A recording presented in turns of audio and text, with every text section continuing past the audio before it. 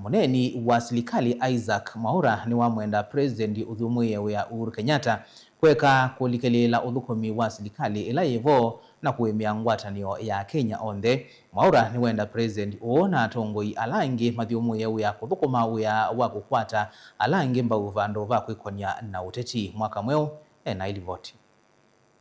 Serikali niende na kululumilia muungamo wayo kana President uthumuye wa Uhuru Kenyatta ni welite kwikuna ute maunduni ma uteti na vandu vake athikonia maunduni yangi matona kuna mwene nthi.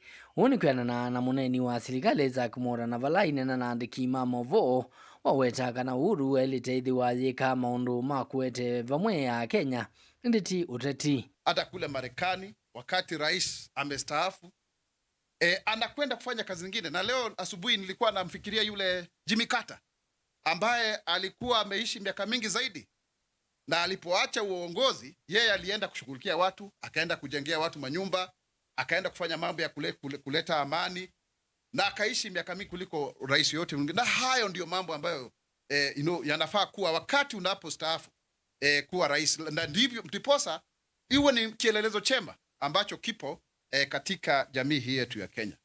Muneni wa serikali ni wakulia President wa tene aike kulikilila uthukumi wa President William Ruto na kethiwa ena maundu kwenda unene amelekele utongoi ayamba kwithiwa na unenania na President William Ruto. Kama rais ameweza kustaafu, ni vizuri awache kwamba yule ambaye yupo afanye kazi yake inavyofaa, ili kuwe na umoja, kuwe na utangamano, na kama kuna mambo yote ambayo pengine yanatokea, basi kuna kuwa na mawasiliano.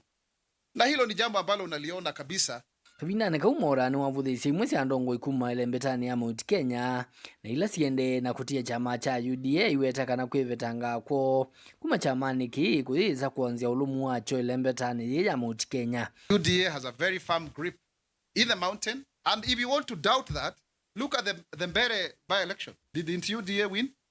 So when you say that UDA does not have, politicians are allowed to make their personal decisions, and that is allowed. But it does not necessarily mean in any way that the political party, UDA, it doesn't have, the political party remains strong and will continue to strengthen it. In any case, we are the founders. I am a founder of UDA.